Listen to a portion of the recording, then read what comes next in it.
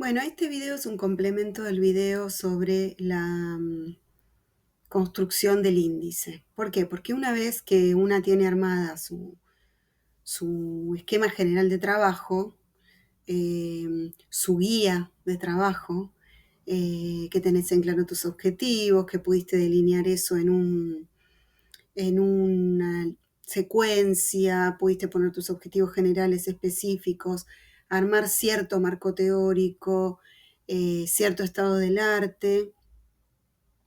Comenzamos con la tarea de cómo convertir los materiales que fuimos recuperando a lo largo de la investigación en elementos que puedan formar parte de ese índice.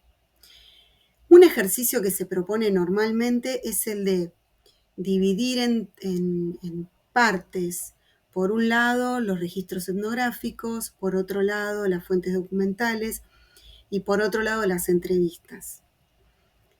A cada uno de estos elementos eh, hay que poder sistematizarle su información.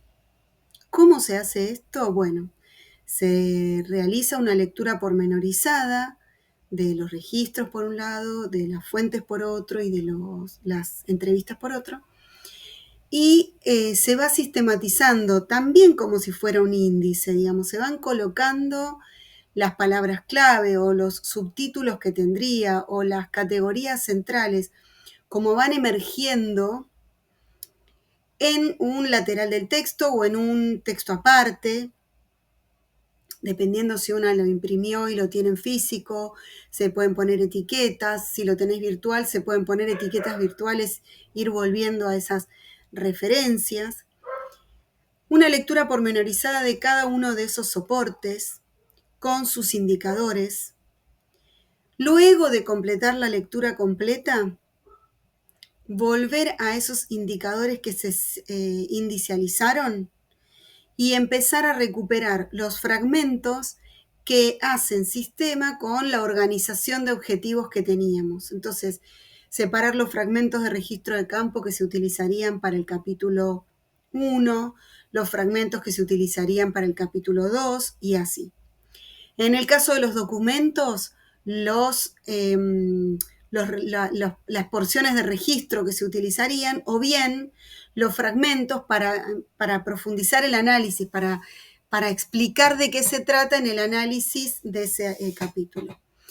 Respecto de las entrevistas, hay como distintas modalidades de guardar la información de la entrevista.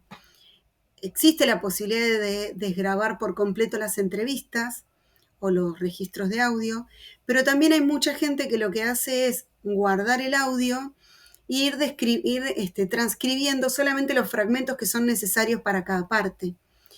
En ese caso, una vez que está indicializado ese audio, empezar a hacer la fragmentación de registro que sí se va a transcribir con su correspondiente cita apropiada y demás. No está de más recordar que todo el material, el volumen de la investigación, hay que tenerlo guardado en muchos lugares, bajo varias llaves, porque al investigador más famoso le ha pasado que se le pierde el material, que a último momento la computadora le deja de funcionar. Conozco un montón de casos de personas que ya en la instancia de escritura de la tesis se dan cuenta que perdieron material, que el material se les fragmentó, que perdieron una parte. Entonces siempre es importante que el material etnográfico de entrevistas y de fuentes esté duplicado. Se puede guardar en una nube y a la vez en un disco extraíble y en la compu de alguien y en la propia. Siempre hay que multiplicar las posibilidades de que el material quede resguardado.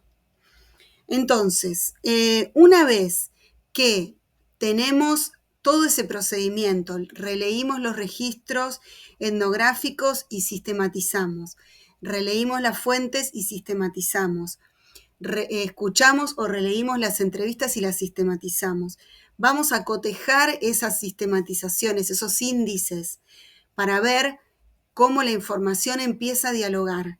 Y vamos a empezar a extraer esos fragmentos y volcarlos a lo que finalmente serán nuestros capítulos. Cuando esto empieza a pasar, hay que tener muy en cuenta que por las características de la antropología y de la etnografía particularmente, es muy importante describir el material que alguien está aportando.